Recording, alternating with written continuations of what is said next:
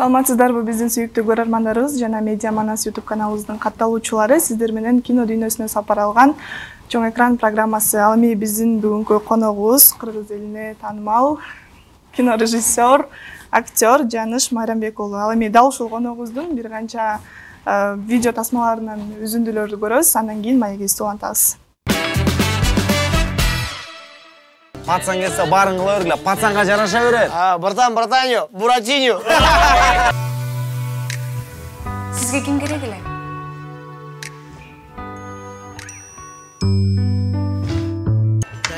Айжан, О, апа. 31 декабрда Эркин эмнеге жумушка кетти?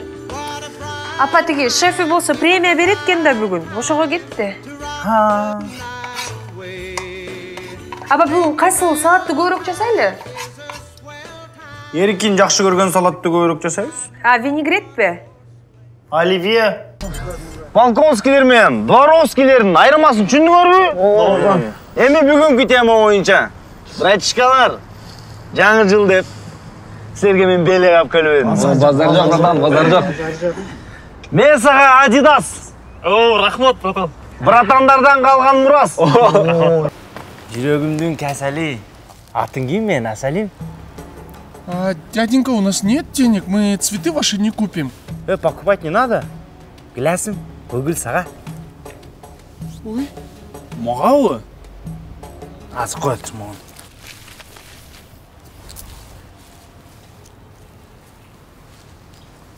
Шабдалым менен, кайнулум менен, нагим карма. Эй, биягы мультифрукт болуп кетти го. Ака, компотуңузду арыраак кайнатсаңыз, бизде убакыт жок.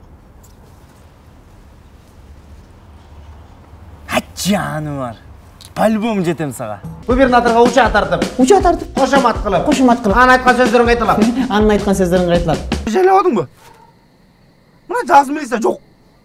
Болду, кесилесиң эми. Кандай кесилесиң? Кесилесиң, түрмөгө кесилесиң. Кес.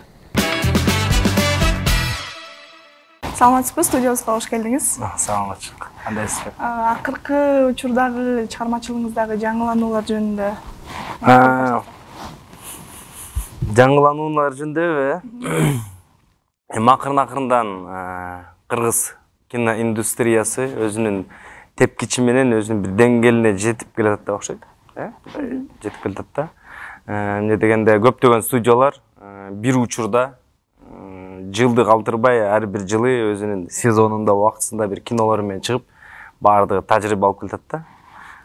Бул жаңы киноиндустриясынын, кыргыз киноиндустриясынын азыркы чыгышы деп ойлойм да. Эми чыгышы болуп атат да. Буга чейин илгерки жана кыргызка чудо деген замандан баштап ортодогу профессионалдар бар болчу, чеберлер бар. Ошо Бирназаров, Эрсап Жапаров агайлар ошолордун ортолорунда кээ бирлер болуп атты, бирок жалпысын алганда киноиндустрия ортосунда бир аз өнүгүү жетпей атканда, финансы жактан болуш мүмкүн, жалпы өлкөбүз, элдер да эмне дегенде бул деген элге тартылып атат да. Эл кайра фидбек кылып, кайра көрүш керек, ошо менен колдоо кетет да. Азыркы заманда жакшы болуп калды, өзүнчө коммерциялыктагы жааты да иштеп атат, конкурстарга да жакшы катышып атышат көп командаларчы, көп студиялар. Анан биз ошолордун арасында биздин да команда, Акиме Продакшн, биз да өзүбүздүн тасмаларыбызды тартылап келе жатабыз. Акырын-акырындан ар бир болуп аткан долбоор, ар бир кино, кийинки киного өзүнчө бир тажрыйба алып кете берет да. Анан ойлоп тапкандарыбыз, пландарыбыз көп эле. Бирок кылып атканыбыз колдон келген эмес да. Жаңыдан өнүгүп аткан экен, Ооба, ушундай эле болуп атат да. Сиздин оюңузча. Ал эми ошол акыркы жолу кайсыл кино тасмага тартылдыңыз? Өзүңүздүн киноңуздамы же башка бирөөлөр чакыргандамы, как актер? Актер катары чакырган. Актер катары чакырган. Бул Жети ата деген кино болду, азыр экрандарда. Жети ата деп. Команданын аты кандай болуп калды эле? Жети ата Triple деген продакшн. Булар биринчи киносу болуп атат. Ар бир КВН командалары ошо студия болуп калды да азыр. Эмне дегенде ошол биз КВН өнөп жүргөн ошого такшалчу эмес. Эмне дегенде ошол КВНде сценарий жазганды үйрөнөсүң, ошону постановка кылганды үйрөнөсүң, режиссурасы деген бар. Драматургияны хочешь, не хочешь, керек эмне дегенде сахнадан ошону коюшуң керек да. Бир юмордун аягына жеткизүү бул ошо сюжет да. Анан ушинтип такшалыш турбуз, ар бир командалар ошо 5 жылдан ойношкан ар кайсы жерлердечи. Азыр кайынча студия болсо ошон бар КВН командада азыр. Силерге билип жүргөн эле ошол. Бир тууганчыкта ойногондор, Бакыт жеңиштер, алар өзүнчө бир команда болчу. Агургу Сити командасы бар. Ошондой эле бүт бар эле команда. Анан бул Трипл деген дагы бул КВН команда болчу. Ошолор ошол 7 атадан кино тартабыз дешип. Ошол жер актер болуп чакырышкан. Ошол там кичине терс карман да, кичине мындай жаман баланы ойнойм да. Ошо сиздин кинолоруңузду көргөндө дагы мындай туура эле тандаганыңыз, кесибиңиздечи туура тандаганыңызды билебиз да, мындай ойногондо дагы мисалы бир эле учурда атасынын ролун же апасынын ролун, каменин ролун дагы аябай жакшы аткарасыз да. Анан бул актерлук кичинекей кезиңизден берки кыялыңызбы? Жок, меники негизи актерлук деле жок болчу. Меники режиссура болчу. Өзүм ошого окугам, өзүм тартканды жакшы көрөм да.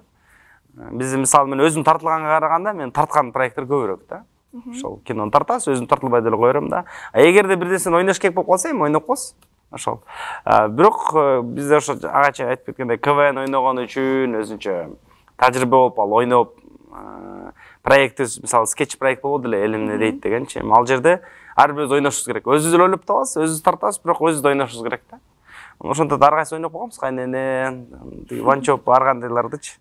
Ошол анан ошондо бала чагыңызда кыялыңыз башка болгон, актер деген жок болчу. Актер жок болду. КВН деген бар болчу да. Эмне дегенде Орус КВНдечи, Россиядагычы КВН болчу эмес беле, бүт СНГда бар ойночу эмес беле. Анан ошол жерде эмнеге кыргыз команда жок деп жаман болчумун да мындай.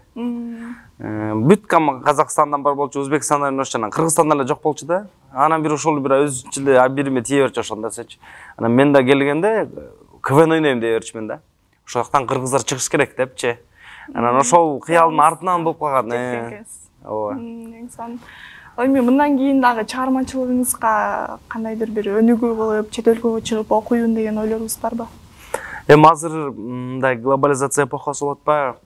Азыр кайсы институт болбосун, эми күчтүүлөр бар дүйнөдө. Ошол Лос-Анджелестегилер, ошондой эле күчтүүлөр бирок Японияда дагы бар. Ошондой эле Индияда деле окуп келсе болот, ар кандай да эмичи. Бирок азыркы глобализация учурунда эми интернет аркылуу деле көп нерсени билсе болот. Анан тажрыйба алгандан да күчтүүрөөк эч нерсе жок да. Өзүң практикада көбүрөөк аласың да. Эми окуса болот, бирок анча бул роскош да, мага 5 жыл бир жерде жүрүп окуш, азыр эми үй бүлөлүк кишиге бул наоборот жыргал да. Мен азыр мүмкүнчүлүк да жетип калат. Азыркы учурда, возрастта бул жашында ал оор эмес экен. Жаш кезде ал оор көрүнөт. Кантем окуусуна кантип тапшырам, же болбосо кантип төлөйм депчи. Кийин аны баары эле бар, убактың жок болот экен да. Ошол боло турган болсо окуп коймокпуз. Буга чейин да сизге чейин бир экөө ушундай пикир айтып калышты эле достордончу. Сен дагы бир неме алыш керек болот депчи. Дагы бир деңгээл билим алыш керек болот депчи.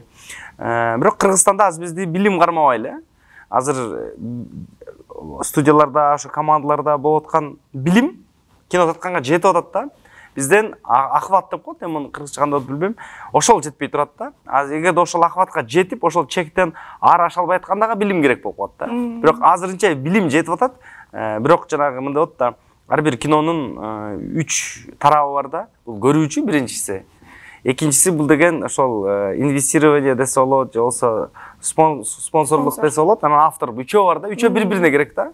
Мисалы спонсор айтат, сен деген могу киноңду тарт, ичине менин продуктумду реклама кошуп кой дейт да. Анын баарын көп киши көрөт да. Көп киши көрсө, ал кинону көрөт, арасында тигини көрүп кое берет да, эчтеке болбой турабы. Авторлор болсо деген ошонун тыйынын алат дагы, ошол өзүнүн эмгеги акын алат дагы, ошо кинону жаратат атпайбы. Ошон үчүн үчөө бири-бирине керек да. Анан ушул убакытта эми азыр билим жеткен командалар толтура эле да. Бул жерден эми азыр биринчиден биригүү керек, бир аз сапаттуураак кылыш үчүн. Бирок өтө сапаттуу кылып, өтө мындай неме кылып салсак, мындай деңгээли, бюджети чоң болсо кинонун, бизде ахват жетпейт да. Кыргызстан анча эл жок да. Биз эгерде мисалы Казакстанга чогуу же СНГге тарта турган боло турган болсок, ошондо кичине мындай чоңураак кино тартсак болот да, кымбатыраак кино тартсак болот да. Азыр кымбат кино тартып кажет жок да. Эмне дегенде кайра чыкпайт кинотеатрдан андайчы. Ошол же индусча тартыш керек. Индусча. Жакшы. Ал эми ошол азыркы күнгө чейин чыгармачылыгыңызды эми мындай кайсы кино тасма менен баштадыңыз? Актер катары кайсы кино тасмага эң алгач тартылдыңыз? Сезимдериңиз жөнүндө айтып берсеңиз. Эң биринчи жолу экранда пайда болгон эми Доплюс-фада ойногом официант. Ал жака кайсыныкы менен өткөнсүз, же чакыруу боюнча? Жок, Эринсап Жапаров агайыбыз өзү биз кимди билчү да, ошо тамошободо ойногон балдарды билчү да. Жюрийде отурчу да. Анан ошол жерден эле ким башка каарманды ойнойт, баарын кошкон аяка. Ошол жерден ар бир командадан 1-2 баладан кошпун, мен официант ойногом. Эми дубль кыска эле да, келип эле бирден сени кетип калам да. Ошону кадр кыска эле, бирок ошону канча бир 16 дубльда тартылган да. Ошону ойной албай койгом да. 16 дубльда. Ойной албай койгом да, жок, жеткизбейт. Мен деле түшүндүрөм да, оңой эле официант ойноп коюшчу. Бирок аякта ошо көрсө эменин чагылышы бар болчу экен да, ошо отурган ошо Самат ойногон бар го, аты ким эле персонаждын? Доплюс-фада ойногон персонаж. Дорон. Дорон бул деген биздеги Кыргызстандагы баягы өзүнчө бир элдин катмары да, карапайым эл деп ошону ойноп аткан кези да. Тиги болсо жаңы баягы жаңы түшүнүк да, кафе деген, ресторан деген жаңы түшүнүк. Анан ошол жаңы түшүнүк менен болгон чагылышы турбайбы көрсө? Ошол жерде болуп тиги ошого мен кафеде отуруп, мен да эл катары повод бербей отура берем деген сыяктуу ойноп аткан кез да. Анан ошон үчүн аябай маанилүү экен да. Ошонун ортосуна алды эле айылдык болгон официант, бирок тигиге кыйын болуп атат да. Ошондой экен да. Ошондой маанилүүлөр бар экен. Негизи кинодо көп нерсе билинбей калар, кийин көргөдөй жыйынтыгында. Бирок сюжетке кире келсек, же болбосо сценаристтин жазуусун байкасаң, же болбосо жок дегенде подсознанияга кирет да ошондой нерселерчи. Ал маанилүү көп темалар көтөрүлгөн да ошол жерде. Ошол жердеги эң глобалдуу көтөрүлгөн тема ошол айылдык баланын шаарга келип, бир студенттин жашоосу. Бул эң биринчиси да, эң биринчи тема. Ошол мезгилдеги аябай бир эң мындай популярдуу кинонун катарына кирди десем болот да. Ошол азыркыга чейин актер болуп келгенде, мисалы актерлукка чейин мисалы бирөөнү кумир тутуп, ушундай болсом, мен ушундай актер болом деген кыялыңыз бар беле? Бар болгондур. Мисалы кайсы актер десем? Эми кичинекерээк болгондуктан, өзүм жашыраак болгондуктан, жаш бала болгондуктан жакчы. Джим Керри ойногондор, Джим Керрини билесиз го?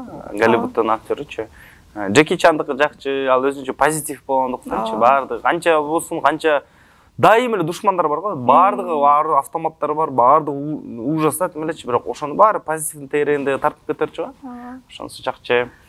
Анан кийин дагы көп карай келсек. Азыркы күндөгү кыргыз актерлорунан кимди жакшы көрөсүз, аябай баалайсыз? Жеңиш Майрамбек уулу.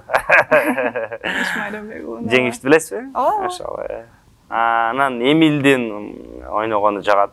Ал мындай тубасадалар да булар. Эмилдики мындай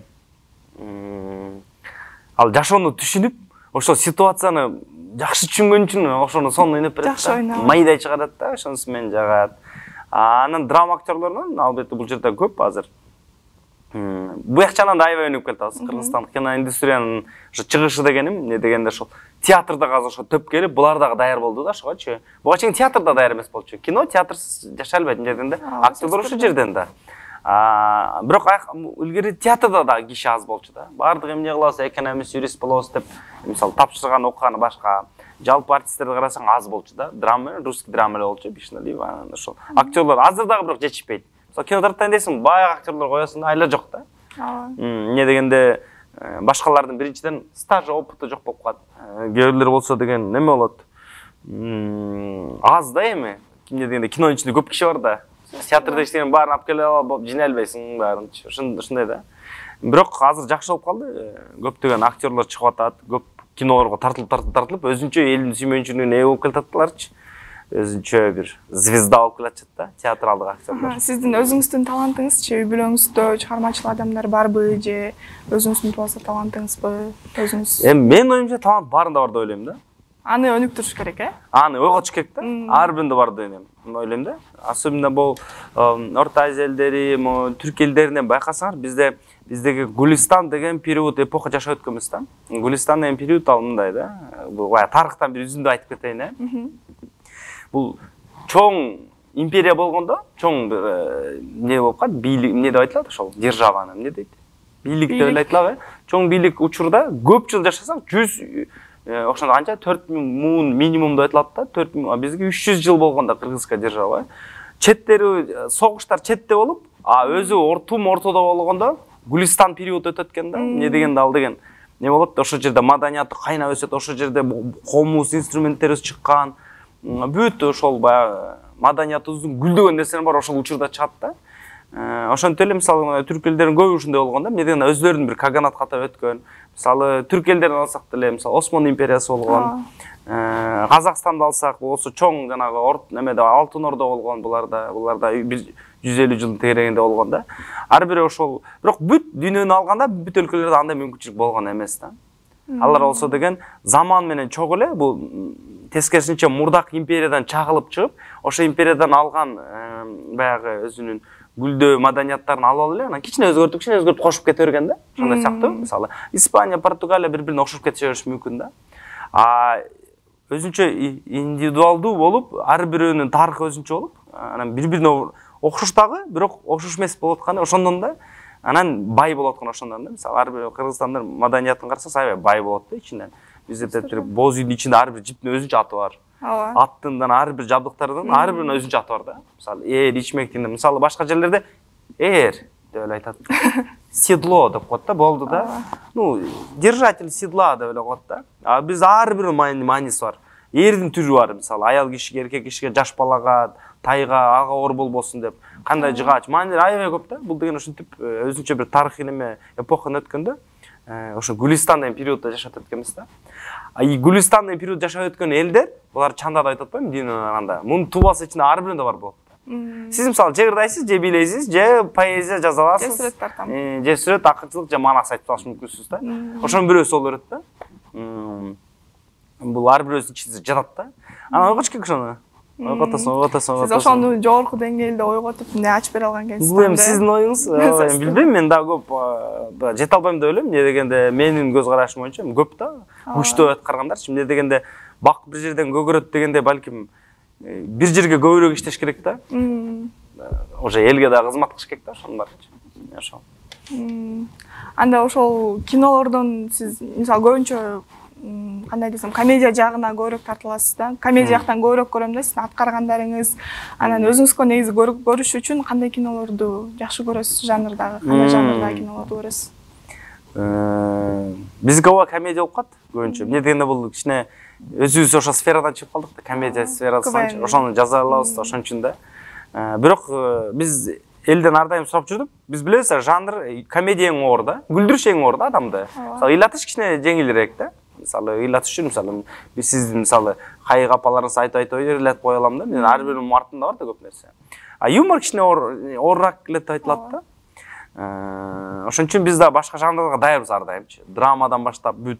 Мисалы тарыхый деген ал акчага байлануу да. Көп жанрлар акчага байлануу. Мисалы кээ бир жанрларды биз өзүбүз каршыбыз. Мисалы хоррор, ужастик, анын баары биз зыян деп эсептейбиз да. Аларды биз негизи өзүбүз барбайбыз да, кача. Кээ бирлер мисалы трэш комедиялар бар болот. Андан да ачык комедия да. Мисалы Америка ошол деңгээлге жетип баягы мындай айтканда чеги биздикинен айырмаланып турат да, батыштык болуп калат да, чегичи. Ошондойлор бар, мисалы, андан да бир топ комедиялар бар, аларга да каршы болобуз. Анан бул кыргыз элине дагы бирок анан баягы мындай да, сиз мисалы билген анекдотуңузду айтсам сиз күлбөйсүз да. Ооба. Ошондой сыяктуу юмордо дагы эволюция болуп турбаса, элди жаңы күлдүрө албай калабыз да. Ошон үчүн да мынтип чектен абайлап жүрүшүбүз керек да. Эмне дегенде кайра илгерки шутканы айтсак болбой калат. Баягы башкача юмордун да ошо тандоосу бар да. Өзүнчөчү. Ошондон баягы бул жанрда, баягы башка жанрларда иштегенге даярбыз дайым, конечно. Бирок көрүш үчүн комедияны тандайсыз, сиз деле. Бирок өзүм көрүш үчүн меники жок, меники такыр башка. Башка албы? Бирок биринчи ошол ужастиктерди көрбөйм, ал жаман нерсе, тигилерди да көрбөйбүз. Ошо жакшы болгон мага немелер жагат, мотивациондук кино деп коет да буларды. Жана спортто көбүнчө ушундайлар. Легенда номер 17 деп Россияда тартышкан, ошолор мыкты жакшы киносу ошо эсептейм. Россиянын шедеврлеринен да акыркы жылдарын алган. Илгеркиден эмес, азыркын алганда. Кыргызстанда аябай күйдүм эле. Кыргызстанда кино тартылган, мен өзүм тартып аткандай күйөм да, ар бир киночу. Көкбөрүгө аябай бул Руслан акын тарткан. Аябай күйгөм, эмне дегенде бул жакшы болуп кете турган болсо, биз ар бир өзүбүздүн мурасыбыз катары калмак да ошол киночу. Курман Жаннатка тескерчи аябай көп акча салынган. ушундайдан 3 кино тартса болмок ошол акча. Бул гос бюджеттен алынып тартылган, анан кайра акталган мисалы. Интернетке чыгып кеткен. Ошентип. Ал эмне дегенде баштан эле акталбайт экени көрүнүп турган да. Ошол. Анын ордуна 3 ушундай тарыхый кино тартыш керек болчу да. Өкмөт кайра ошентип бөлө элек да. Ал Садык Шерниязов өзү тиякта депутаттар аралашып жүргөн үчүн ал давай акча ала калды да. Бирок жакшы бир бүт студияларды чогултуп, жалпы ошондон бир фонд, кинофонд пайда кылып туруп, анан өкмөттөн каржыланып тура турган болсо, өкмөттүн кызыкчылыгын аткара турган бул жердеги жакшы чаралар бар да. Эмне дегенде бүт дүйнөдө эле ушундай. Ошол кинолор аркылуу элдин багытын бурат да. Баарын апа-бакай кыла албайт элди. Бирок жалпы багыт бир байланыштыра турган нерсе бар да элдичи. Мисалы бирөөнө дин менен айтасың, бирөөнө демократия менен айтасың, түшүндүрөсүң. Ар кандай болот да. Бирок жалпысынан элди улуттуулук, баалуулук менен байласа болот да. Ошону эң биринчи мисалы азыр элдердин киного болгон ишеними арттырылыш керек. Мисалы кантип ишенет ал? Бул сапаттуу депчи. Азырында атат да азыр. Кайсы кафеге, молар пока молодец болгончо көрө калалы. Эртең булар жабылат да. Биякта кафеден жеп коебуз. Бөлсүнү тиги кафе жакшы болуп калат. Кинодо ошондой атат да, биздечи пока монго жакшы экен жүргөрүп салалы депчи. Жалпысынан кыргыз киного ишеним арттырыла элек. Жакшы ишеним жок да кыргыз элиники.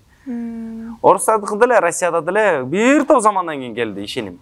Орус киного ишенбей калышкан уже. Койчой деп батыштын кинолорун көрүшчү да. Бирок акыркы замандарда ошол атуулдук сезимдер ойгонуп, алар дагы деп мындай биринчиден колдогон ой башка, жаккан такыр башка да. Колдоп жакса, сонда ошондо алар да өздөрүн колдоп ал жерде өсө баштады да. Ал дагы бардык ошол казак режиссер да Тимурбек Тойматов көп кинолору менен азыр Голливудка кетти да. Анан ошентип өкмөт өзүнүн кызыкчылыктарын сансоо. Эми кызыкчылык деген кандай? Өзүнүн мындай кызыкчылык эмес. Жалпысынан да мисалы Россияда армияга барбай калышкан да бир жылдары. Такыр жок да армияга. Керек да элди коргогон бирөө керек да. Анан азайып кеткен такыр эле. Анан булар 2-чи рота деген кино тартышкан. Ой, 9-чу рота деген кино тартышкан. Билесизби? 9-чу. 9-та рота деп. Мунун аз келгенси краудфандинг системаны тартып, краудфандинг системасы ал деген биринчи элге жарыялайт. Ушул кино тартканда аз монча акча керек. Анан эл чогултат ошону. Онлайн СМС менен чогултушкан акчанычы. Анан булар өзүнүн кинонундагы бюджетине жаап дагы сверх табылган да. Анан ошентип ошол кино чыккан да. Бирок мунун ошого ошо мүмкүнчүлүктүү техника тиякпай анан өкмөт ошол направление бергенде армияга мындай бир призыв боло турган да баягы элди өзүнүн элинди коргоосу келген жоголуп баратат бизде дегенден ошо кинодон кийин кадимкидей көбөйгөн да. Мисалы Легенда номер 17 ошондой эле гимнастика, художественный гимнастика жөнүндө көп спортчунун кинолорду атайын салым кылат дайым. Бийлигичи, Россиянын бийлигичи, орустардын. Кадимкидей спортто аябай көп да алардачы.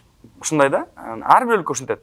Америка алсак ал дүйнөдө болгон өзүнүн жүргүзүп аткан саясатына тиешелүү ар өлкөгө бара турган кинонун сөзүн мондай кылып коштоп айтат да. Мисалы Украинадагы окуяга чейин 10 жыл катары менен Украина деп келген Голливудтук кинолор. Аны силер байкамайсыздар. Аны кинодо жүргөндөр байкайт да, эмнеге Украинаны кошуп атат дейсиң. Акыры минтип Украина дейт, кайра минтип Украина дейт. Түшүнөт, анан дүйнөнүн миттери ошол жерге тарапка бурат да. Анан Украина саясатын кылганда дүйнө жүзү Украина кимген билет да. Ошондой сыяктуу баягы өзүнүн командасына кошкондо дегени да. Эми ал саясаты аябай терең ал жерде. Муну кесип аладык койсун. Баягы мисал катары айттым да. Анан ошондой сыяктуу биз дагы өзүбүздүн элибиздин кызыкчылыктарыбызды киного кошубуз керек да.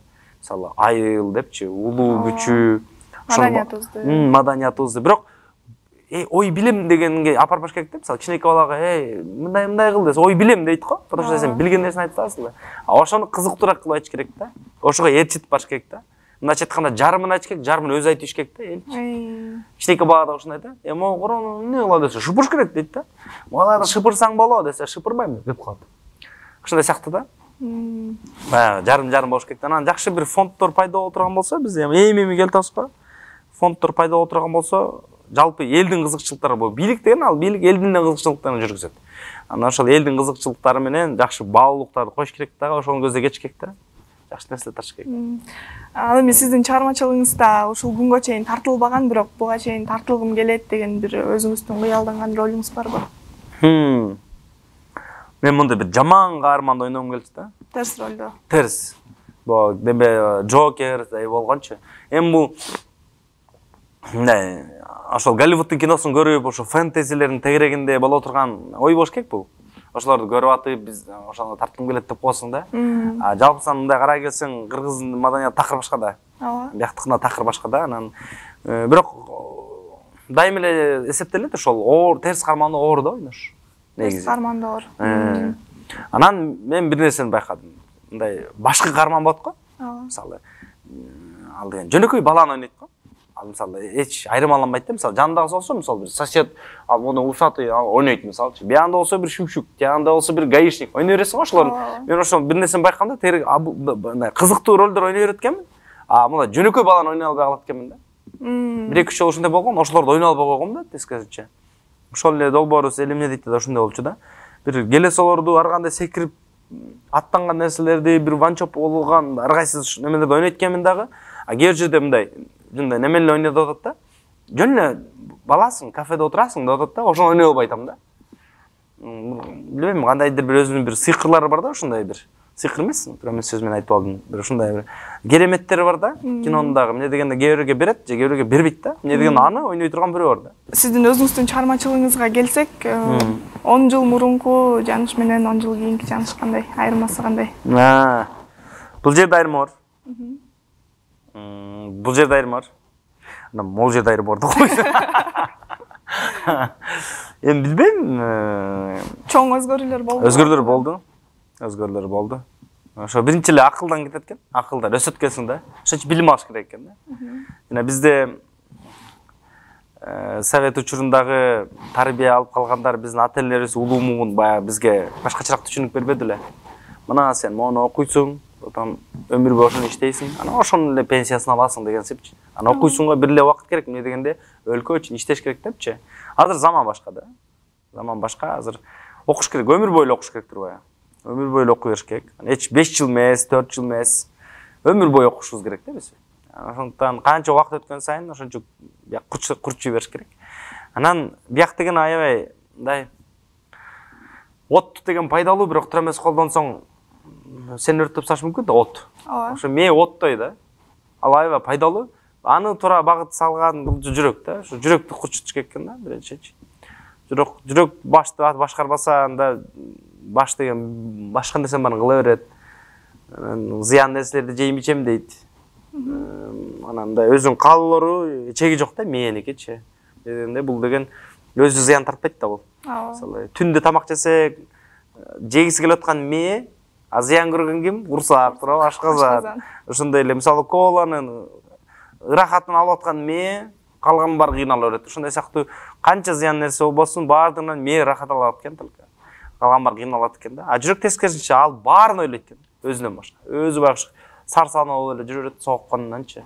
Бирок баарын ойлойт да. Ошол эле мээни ойлойт. Ар бир тырмак учурга чейин ойлойт да. Ошондуктан өлкөнүн ушул мээ менен жүрөктүн айкалышын жакшы алып жүрүшүбүз керек экен да. Ошо жүрөктү мээнин үстүндө лидер кылып коюш керек экен да. Ал эми 10 жылдан кийинки жаанышты кандай элестетесиз? Ошол биринчиден ошол акыл экен. Билим алып ошо кеңейиш керек. Кругозор кандай болуп калат кыргызча? Кругозорубузду кеңейтишибиз керек да, аң сезимибизди дейин.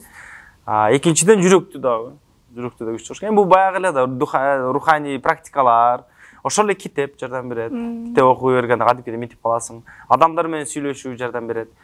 Мисалы өзүң башка жерде жүрө бересиң да, мен кыйынмын, мен мындаймын деп койчу. Адам менен митип сүйлөшүү отурган жерден ошо жан дүйнөңдү ачып, ошол дагы пайдалуу.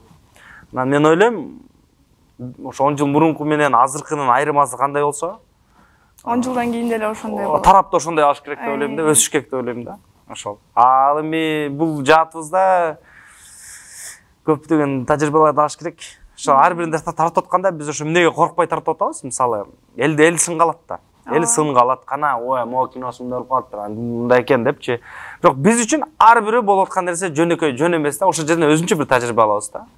Мисалы, ошо 10 кино тартсаң, ошонун бирөөсү жакшы болсо, ошол туура эле да. Ошол норма да. Бирок бир кыз эле майбай баягы шанс бергиси келбейт го. Кирип келген келинге дагы шанс бергиси келбей калды. Азыр кыздар мырзаларга бир свидание менен шанс бергиси келбей калды. Мырзаларын кызга бир сөзү менен шанс бергиси, ошондой баягы аябай тарынчагы заманда жашайбыз да биз. Ошол акыл менен анан руханий эле олзогондор гана өсөбүз да. Ошентип кала беребиз, бири-бирибизди жемелеп, тартыпчы. Анан бул туура эле нерсе. Мисалы кино тартпаганына караганда тарткан жакшы да. кино жок болгонуна караганда бар болгон жакшы. Ошондуктан эми сынды эле деле кабыл аласаң, бирок баягы элдерде кайбы кыргыз элде аябай неме болуп кетпейбиз. Президент алып түшкөн кишилер эмес да. Аябай эчтесинен коркпой калганбыз. Эч кимден аябай мындай мыкачы болуп калганбыз да. Эмоционалдык жана социалдык мыкачыбыз да кыргыздар. Ал тура эмес деп ойлойм да. Анан ошон үчүн биз бирибизге кат айтып сала беребиз да. Мисалы, критиканы кабыл алыш керек деп айтып сала беребиз да. Любой жерденчи. Андай болбойт. Критиканы кантип айтасың да, пальтону кийгизгенде айтасың да, мынтип. Мындай баягычан аракет кылсаң жакшы болмок. Бирок мен сен үчүн, мен сени колдойм деп кетип калды. Бул критика да. Бетке тряпканы ырытканда ырытпайсың да критиканы. Мен анын үйүн жөнүндө кино тартып атамбы? Же мындай, туурабы? Ар бир иш, мисалы, бирөө башка бир иш кылып атат, ыр кылып атат, ырчы деп коелу. Эми бул көрүп атат да, сынын катып айтат да, кинонун баракчасына кирип барат. Мындай, босогосуна кирип барып, анан ошол жерге анан жазып атат да, баарынын көзүнчө айтып атат ошо. Мисалы, ошол жерде комментарийди 1000 киши окуса, элестетиңиз, сиз ырчысыз, 1000 киши сиздин коногуңуз, же досуңуз. А мен кирип барып туруп ошонун көзүнчө кыйкырып атам да сизгечи. Ошонун айырмасы бар да. Критика деген шыбыр айт, шыбыр да. Сен деген могу жөндөрдү койчу, мондой жөндөрдү, эмне жөндөрдү койсуң десе, тиги деле макул дейт да. Анан сен аялың өкөңөр деп анан каалаган жазып атпайбызбы азырчы комментарий. Болбойт андай. Бул акылдын пастыгы да. Ушундай заман болуп атат. Тилекке каршы. Бирок бул деген жалпы коом ушундай дебеш керек. Бул ошондой адамдар бар да. Өзүнчө бир катмар да. Балким ал бүгүн ушундай эртең андай эмес. Бүгүн ушундай нерв болуп атат, ошо мени чыгарат да кичинечи. Аялдын нервин Нурлан Насип менен чыгарып атат да. Жетет гайшик сош деп ошону сөйүп калат да жактанчы. Эми агыл замандан өтөбүз го буюрса, бирок ошол тил менен бут кийим бириккен кезде ошол телефонду айтат да. Телефонду бут кийим дейт да. Ошол телефон аркылуу бут жерге барасыз да. Ооба. Ошол тил менен бут кийим биригип атат да телефонданчы. Ошо жана өтө абайлаш. Бир сөз менен башка жерге барып калышпайбыз. Эң сонун. Буга чейинки мисалы студент кезиңиздеби же андан кийинби өзүңүз бир кыялданасыз да, мен мондай бир тепкичке жетсем, ушул жерге жетсем сонун болмок, ушундай болмок деген ошол деңгээлге жеттим деп ойлойсузбу? Жок, кайдан? Ошого да баштай элекпиз го. Баштай элекпиз. Ошол жанагы жалпы жанагы болчу, ошол биздики кино деген бул маданият да, маданият бул агартуу да. Ошол кезде мен кыялданып баштаган кезде элибиз сонун болчу да. Сонун болчу. Өнүгүүгө гана багыт көрсөткөгө келчи, же болбосо бир аң сезимди кеңейтүүгө гана болчу да. Бирок ошонун баарын биз кинодо жүргүчөктө карасак, сыртта азыр ком аябай көп дары керек болуп калды да. Аябай көп дары. И мисалы жалгыз жалпы кино индустрия кошулса дагы ошого пайдасын келтире алабы, келтире албайбы? Эмне дегенде бул жерге баары комплекс керек болуп калды да. Спортчулардын кылганы, алар ошол жерден сүйлөгөн сөзүнө, ошол жерде ырчы кылып аткан ыры, ошол темасы, ошол эле мисалы башка бүт маданияттар алалы дейли. Ошондон баары чогуу биригип келип туруп ошол элге азыр жардам бере алабы, жардам бере албай билбейм азыр. Ушунча ачууланып кеттик биз, аябай ушунча кирди эмебизге, биздин аң сезимибизге. Анан азыр билбейм, муну жүрөк менен тазалай алабыз. Баягы эле илгери коюп берем, Кудай таала бизге мээримдүү отурган болсо, берешен, Кудай тааман. Кыргыз эли көп баталарды берип келатсыз. Илгерде бата көп берчи, аз кайдан. Ким бата берип атат? Апа келип бата берип чыгып баратам дебейбиз эч кимибиз.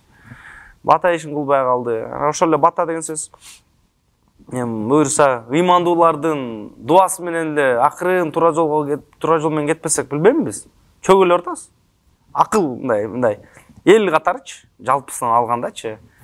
Бири-бирибизди жеп, андай болбой калат. Эми бул баягы мен келечегин айтып атам да. Азыр жакшы эле, Кудайга шүгүр го. Бирок баягы өтө талашып, кырда турабыз да. Кулап кетпешке, куласак да мисалы баары кулабайт да. Куласа ошол баягы жакындарыбыз эле кулайт да, туура эмес жакка кетет да. Анан ошондуктан айлаш керек. Анан жаңы муун келди. Мисалы Манас университетинин эмнеси чыгат, бул жакта өзүнүн бир илимдик институттук өзүнүн бир аурасы бар да. Бул жерде келген киши окугусу келет. Чын айтайын, мисалы, өзүнчө бир комплимент болсун. Бул Манас медиада Манас университетинин балдарында турат го. Өзүнчө окугум келет. Мен ошончо тандагам. Мен 5 университетке тапшыргам, бирок ошо Манастыкы тандап кеткем да. Ушул жерде келип туруп туалеттин көрүп эле тандагам да. Бул жерде туалет ушундай болуп атса депчи. Эмне дегенде башка жерден тиги немелердин комнаталары андай эмес болчу да, лекционный залдарчы. Анан бирок тиякта баягы башка немелер бар болчу. Анан кийин башка университеттерди байкап көрсөм, ал жерде баягы коррупция болуш керек бир аз. Паракорчулук бар болгондуктан булам бир аз студенттердин, окуучулардын умтулуусу башкача да. Бул жерде бар умтулуп турат го. Окум деп бүт мүмкүнчүлүк бар, окуу дейт го. Эгерде жалпы Кыргызстанга ушундай мүмкүнчүлүк берилсе, бүт жааттар тең өсөт дагы, анан баардыгы ыраазы болот да. Мисалы, өзүнүн мугалимин сыйлайт, өзүнүн артта муунун сыйлайт, башкаларды сыйлайт. Бул да күчтүү депчи, бул окуган депчи. Тиги окубаса, же мунун улуң, сени үйрөтүп аткан кишиң окубаса, ишенбесең, ошо бири-бирин сыйлабастыктан башталат да. Япония эмне өнүгүп атат? Алар сыйлайт ар бирөө. Мындай фраза бар да. Токио деген эмне дейт? Токио деген бул бир шаар дейт. 30 миллион японец күн сайын бири-бирин сыйлаган шаар дейт да. Алар ошол бул эң биринчи питание бири-бирин сыйлоо да. Алар бири-бирин мынтип турат го. Келиңиз. Бизде эптеп айттык го, эй, боюндагылар дейбиз го. Боюндагыларга сыйлап койгулачы дейбиз го. Абышка кемпир өлүп калат, моозу кулап калат. Отургучу да, ошолорду эптеп кыйкырып жеткизип атпайбызбы? Жакта ар бирөө бири-бирин да. Сен болгон үчүн эле сыйлай берет да. Адам болгон үчүн эле сыйлай берет. Жок, сен отур дей берет. Сен биринчи кирип кет дей беришет. Ошол сый аркылуу чоң күч бар даяктачы. Ошондон акыл да өсөт, руханий да күчтүү алар. Көп жагынан күчтүү кетет. Спорт десең, спорт жагынан бизден күчтүү. Кино десең, кино жагынан бизден күчтүү. Эмне дейсиз? Адабият менен мактана алабызбы? Адабияттан күчтүү. Алар ушул акыркы эле 20 жылдын ичинде адабиятты дагы курчтанткан. Дагы көп сөздү кошкон. Алардын жаңа оборотторун кошкон. Кантип современный кылабыз дешкен. Ошол эле убакта жана шрифттер болот го. Өзүнүн шрифттеринин түрүн чыгарышкан да. Мисалы, орус биздики кириллица да. Бирок кыргызча кириллица жок да. Орустар эмне менен жазса, биз ошону жаза беребиз. Анча-мынча жерге өңгө кошо албай атпайбыз. Тигилер ошол каллиграфиянын арасынан японский стилден да түрүн ойлоп табышкан. Бул деген иштөө да. Биригип иштөөнүн ичинде көп береке жатат да. Анан мен ойлойм, биз кыргыз эли бирикмейинче жакшы жыйынтык чыкпайт. Биригиш үчүн ошол биригүү багытында тасмага тартыш керек. Көңүл ачуудан болду, бүттүк уже. Анекдотту все хватит. Биз да элге айтып бүттүк. Мына биз анекдот тарта алабыз, биз силерди күлдүрө алабыз деп бүттүк. Эл деле ооба кээ бирлериңер күлдүрүп алат экенсиңер, молодец, давай деди. Уже все. Эми бирок кичине акылды кошсоң эле жин келип кетет да. Бул жана ушундай заманда атпаймынбы? Кичине акыл, кичине монтпейливи десең акылды болбочу дейт да. Ошолдон агарып өсүп, аттап өтүп кетишибиз керек болот дагы. Наоборот, туура көрүш керек да. Мисалы, бир кино бир үйрөткөн нерсе кошсо, молодец могул. Мен брачкам көрүп атат, мен балам көрүп атат деп сүйүнүп туруш керек да. Бирок азыр тилекке каршы сын көбүрөөк колдоого караганда. Кийинки суроого өтөрөлү. Негизи бир аз теманы бурсам, съемка учурунда мисалы өзүңүз тартып атканда же тартылып атканда мындай аябай күлдүргөн, кызыктуу учурлар болобу, аябай эсте калган? Эми ал жерде эми күлдүрөйүн деген ниет менен болбойт да. Съемкада баягы болуп кетет. Камера сыртында. Камера сыртындачы. Эмне дегенде бул ичинде комедия тартып аткан менен сыртында кипиш жумуш да баягы эле. Кайсы жумуш болбосун, ал жерде жоопкерчилик бар. Кээ бирлер стрессте жүргөн болот, кээ бирлер оор жеңил ошондуктан. Эми комедия деп ошол ситуацияда комедия катары өзү көрөм деген кишине көрбөсө, ал жерде нерв бар, давай иштет, кой депчи. Эми албетте болот да жанагындай күлкүлүү ситуацияларчы. Тигинтип алып келмектен, алып келбей коюптур деп бирөөсү детский размерга кийим көтөрүп келет. Актрисага аны кийип батыра албайт. Ушундайлар болот. Бирөө-бирөөнүн тамагын жеп сала берет. Ошол моментте эле күлкүлөр болот да. Анда жалпысынан бир эстеп айтып бере албайм го. Азыр монда калган деп. Эң кыйын ролуңузчу, эң кыйын ушуну аткара албай аябай кыйналдым деген ролуңуз кайсы роль? Кайсы кинодо? Бир аз кыйынчылык жараткан сыяктуу. Түшүндүм. Эми баары эле жеңил деп айтпайм, баары эле оор да. Балким кайнен. Бирок ошонун арасынан, жок, кайнен негер жеңил. Жеңилби? Кайнен мындай жолугун кийчү менен ал өзү ойночу, мен ойночу эмесмин. Чын. Ал өзү эле ойночу, өзү кетчү, билбейм откуда. Жана Маски деген кино бар эле, кийсе эле башка адам болуп калчу эле го. Кийип туруп эле өзү жүрөрчү го. Ошондой сыяктуу тигиндик менен кийчү менен ал өзү ойночу да. Как будто ошондой бир персонаж бар сыяктуу болчу да, өзү ойночу. И Ванчопа да ушундай. Кепканы кийгенден кийин ойнойт. Кээ бирлер оор, меники ойногон оор болот. Могу акыркы кинодо оор эле болду мындай. Неме деген кинодо. Жаныбар деген кино таптык, акыркы студиябыздын акыркы киносу болду.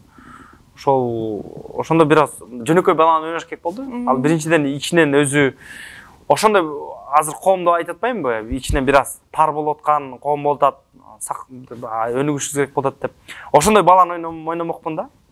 Ичинен тар, ошондуктан бир ооруга жабыркайт болчу.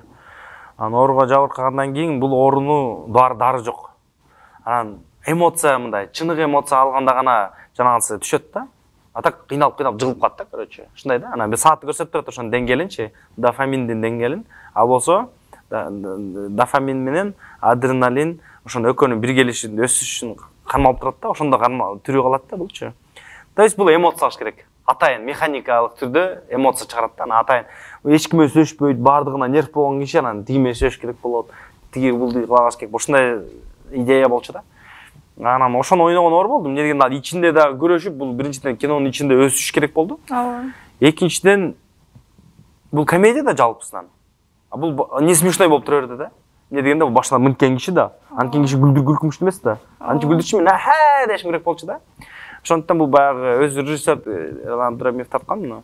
Ал ошол эмеге позиция кармады. Мен кичине веселдураак кылбайм, кичине мындай ха-ха ойнобойм десем, жок деп атат да алчы. Анын көз карашы боюнча жок, бул ушундай адам, бул күлкүлүү болбойт. Ал бул болду эми каткыра беребиз зрительдер дейт. Биздин зрительдер ар бир секундасын жара бериш керекпи? Кээде күлсүн, анан ойлонуп көрсүн деп болбой койду да. Ошон үчүн кассада провал болду, кстати. Пока элдер шаурма көп жеп атышат да. Аларга деген бизге тирамису, бизге матча, бизге деген боул не надо да. Бизге деген андай керек жок болду. Шаурма жеп атабыз да азыр. Шаурма эле бер болду.